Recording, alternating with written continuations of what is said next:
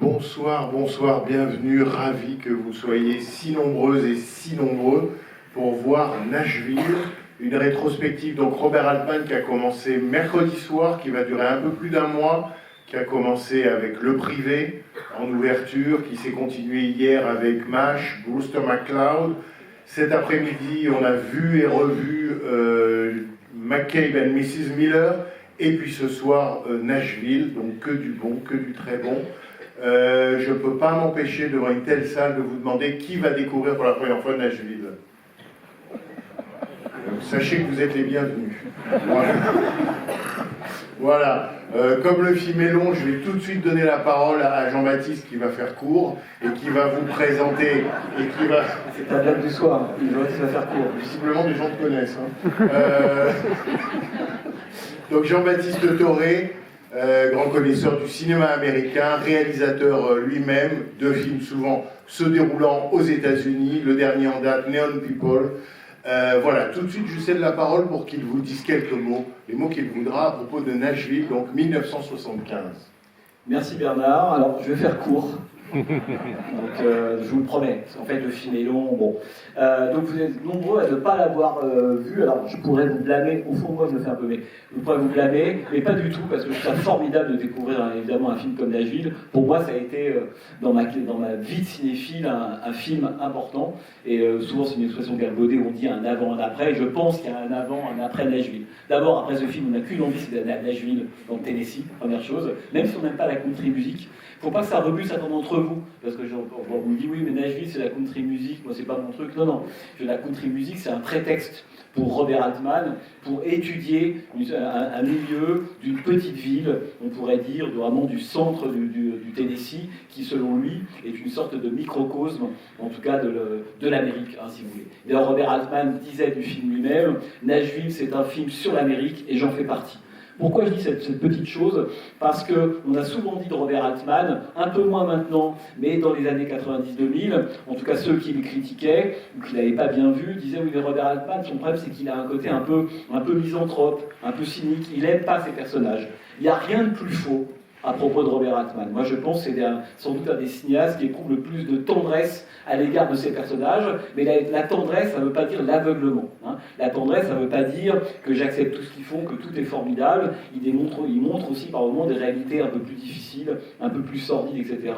Donc tout ça veut dire que vous allez voir un film, pour ceux qui ont vu McCabe auparavant, on retrouvera cette espèce de même humeur qui mélange d'une certaine manière la tendresse et la mélancolie. Nashville, c'est le 11e film de Robert Altman. Il a à peu près une cinquantaine d'années quand il fait le film, donc là pour le coup il est déjà aguerri, il a déjà fait des films, il a connu un immense succès, le film qu'il a vraiment mis sur les radars presque du monde, c'est MASH, en 1970, il a fait des choses avant, des films qui ont eu peu de succès, avec lesquels il a des problèmes avec les studios, il a fait de la télé, mais MASH, il a 40-41 ans, et d'un seul coup, il passe de l'inconnu d'Hollywood au réalisateur que tout le monde veut avoir. C'est drôle parce que MASH sera fondamentalement, pendant 20-25 ans, son seul succès en fait, public. Mais le film a tellement d'impact, a une telle importance à la fois pour les studios, pour beaucoup d'acteurs, etc., que sur la base de ce succès, même s'il fait que des bides après, on se souviendra toujours qu'un jour Altman a fait MASH. Et il s'en est beaucoup servi, puisqu'on est là dans les années 70, et la décade 70s pour Robert Altman, c'est une décade absolument prodigieuse. Il faut voir tous ces films évidemment, mais là évidemment on a MASH, Brewster McCloud, California Split, Nous sommes tous des voleurs, Nashville, Trois femmes, enfin c'est absolument vertigineux, et comme on le disait tout à l'heure, Pauline Kael considérait, critique du New Yorker, que c'était le grand auteur américain des années 70, c'est pas Coppola, c'est pas Scorsese, c'est pas Ashby, c'est vraiment Robert Altman.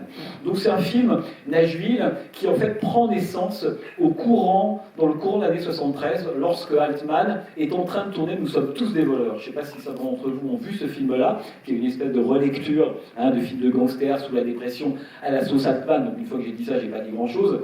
Et pendant ce film-là, il y a un tas d'artistes qui l'approchent en lui disant nous on a envie de faire un film qui serait une sorte de comédie musicale avec du western. Cette espèce de mélange entre comédie musicale et western. On a un titre. Et le titre, je crois que c'est quelque chose comme The Great Southern Company, quelque chose comme ça. Et Tom Jones va jouer le rôle principal. Bon, Là, vous me dites qu'on est venu voir Nashville ou de quoi on parle. Et en fait, Altman dit why not. L'idée, en fait, de faire une sorte de film musical l'a toujours intéressé. Altman est très intéressé par la musique et même la forme, on pourrait dire musicale, chorale l'intéresse. Et il accepte de lire le scénario. On lui envoie, il trouve que le scénario est une catastrophe, absolument indigent, et il envoie bouler la méthode artiste comme il l'a fait très souvent avec les studios. Mais il se dit, le traitement hollywoodien de ce film est nul. Par contre, il y a peut-être une idée là-dedans, c'est d'aller explorer effectivement ce milieu de la country music à Nashville. Et là, il dépêche une de ses amies qui s'appelle Joanne Tewksbury, qui a été la script sur John McCabe et qu'on reverra dans plusieurs films, qui est à la fois danseuse, écrivaine, etc. Il lui dit, moi je suis en train de tourner Nous sommes tous des voleurs, tu veux pas aller passer un peu de temps à Nashville et tu écris, tu notes des impressions, trouve-moi des éléments de ce milieu de la country music qui est le temple de la country music. Nashville en Tennessee, comme Memphis est le temple du blues, à peu près à 250 bornes de là, plus à l'ouest du Tennessee. Et donc Tewksbury va partir, et en fait elle va passer quelques semaines là-bas et prendre des notes. Elle ne connaît strictement rien à la country music, et elle va y aller comme ça, en prenant des notes, des gens qu'elle rencontre, ce qu'on lui dit. Elle arrive la première fois à l'aéroport, elle a un gigantesque carambolage sur une autoroute, elle dit « ça c'est incroyable, et ça va devenir l'ouverture du film, vous verrez ». Elle prend des notes, etc. Et elle revient, et elle dit à Altman « voilà, je crois que j'ai à peu près la matière pour ». Altman lui dit « c'est très bien, mais il faut rajouter à toute cette espèce de description de la country music quelque chose qui lui tient toujours beaucoup à cœur, c'est la question de la politique. Il y a toujours dans les films d'Altman un moment où il y a une campagne présidentielle, une élection qui a lieu, et il va inventer ça. En fait, cette campagne politique qui se mêle à cette espèce d'histoire de la country music. Le film, en fait, aura une importance capitale. Pourquoi ? Parce qu'on considère qu'avec Nashville, Robert Altman atteint le sommet de sa forme stylistique. Quand on parle du cinéma de Robert Altman de façon un peu rapide, comme ça, ou dans des critiques avec des clichés, la forme altmanienne, généralement on pense à Nashville, on pense à un mariage, on pense à Shortcuts, pour faire court. Et c'est quoi le style d'Altman ? Là, je reste vraiment au niveau des clichés, mais parfois il y a un fond vrai. C'est vraiment l'idée qu'il y a plein de personnages. Là, il y en a 24. Il a poussé vraiment le bouchon assez loin. Et il le poussera encore plus loin dans Un mariage en 78 avec 48 personnages. Là, c'est presque un peu trop. Il a presque envie de battre son propre record. Comme devient l'homme des films choraux, 48, et puis après, il en aura peut-être après 72. Enfin, on devient. Voilà. Et donc, il a ces 24 personnages-là. Et on considère généralement qu'avec Nashville, Altman atteint sa forme. Autrement dit, ce qu'on appelle le film choral ou polyphonique. Autrement dit, on va suivre 24 personnages différents. Vous imaginez quand même sur un film de 3 heures, il faut quand même arriver à gérer tous ces personnages. La deuxième chose, c'est une forme de sentiment de cacophonie. On ne sait plus très bien qui parle, qui dit quoi, etc. C'est quelque chose que généralement on associe au cinéma de Robert Altman. Et donc cette forme-là, en fait, elle trouve son aboutissement dans Nashville. Et après, il la retrouvera à plusieurs moments, et évidemment notamment dans Shortcuts, qui est son autre grand film à distance, à peu près à 20 ans de distance avec Nashville.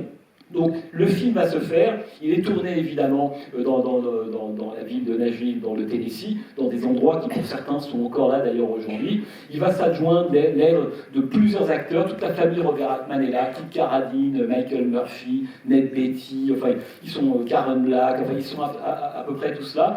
Et vous allez voir ce qui est très très beau dans le film, c'est qu'on comprend l'intérêt de cette forme chorale. C'est qu'on pourrait dire, oui, il y a 24 personnages, c'est une sorte de dimension virtuose, quel coup de maître. Mais en fait, si c'est juste pour avoir 24 personnages plutôt que 4, et faire un film équivalent, ça n'a aucun intérêt. Ce qui intéresse, et je terminerai avec ça, Robert Altman dans la forme chorale, c'est de détruire fondamentalement la question de la forme autoritaire du cinéma hollywoodien. Le cinéma hollywoodien, c'est une forme naturellement autoritaire. Et c'est des films que tous, on adore très majoritairement. Un personnage principal qui a le droit à son histoire, à sa résolution, à sa morale, qui est une sorte de modèle ou d'exemple pour toute la communauté. Les deux personnages principaux, à la fin, règlent un problème. Si il n'y a rien à voir, toute la communauté derrière pense exactement la même chose. Robert Altman, qui est un on pourrait dire anti-autorité, mais de façon congénitale, il a ça dans le sang. Dès qu'il sent qu'il y a une autorité, il déteste. Il va casser ce principe qui est presque un principe de propagande hollywoodien, qui est un principe vertical. Donc la polyphonie, c'est pas pour le plaisir d'avoir 24 personnages, c'est une façon de dire, bah, il y a un grand démocratisme possible, et comme ce qui l'intéresse, c'est pas l'histoire, l'intrigue, toujours emmerdé Robert Altman, ça n'intéresse pas l'intrigue. Ce qui l'intéresse, c'est la description des milieux, des connexions, des gens, des moments de vérité, on pourrait dire réalistes qu'on arrive comme ça à saisir. Et en fait, les 24 personnages permettent une sorte de démocratisme absolu, puisque chacun, vous le verrez, hein, dans le film, la façon dont parfois un personnage secondaire prend d'un seul coup d'assaut le cadre et un personnage principal devient totalement anecdotique. Il y a même de vrais acteurs qui, dans leur propre rôle, viennent faire une apparition dans le film, en l'occurrence Edward Wood et Julie Christie. Et donc c'est ça le démocratisme de Robert Altman, c'est une haine absolue de la forme autoritaire du cinéma hollywoodien. Et donc la polyphonie, si vous voulez, d'une certaine manière, que met exemplairement en scène Nashville, c'est vraiment ça. Évidemment, dernière chose, là, je ne vous parlerai pas de la dernière séquence du film qui est absolument et évidemment mythique. Évidemment mythique. Mais juste une micro-chose, c'est que lorsque Nashville est sorti, beaucoup de gens ont reproché à Robert Altman, un peu comme beaucoup de cinéastes, comme Frank Oppenheimer quand il fait Manchurian Candidate, d'avoir non pas anticipé, mais des faits divers un peu tragiques, notamment ce qui est arrivé à John Lennon, et évidemment Altman s'en est toujours défendu. Donc voilà, vous découvrez Nashville, il y aura un avant, un après, j'espère pour vous, évidemment. C'est un film qui date de 75, Robert Altman. Merci beaucoup, j'ai fait court. Bonne production, merci beaucoup.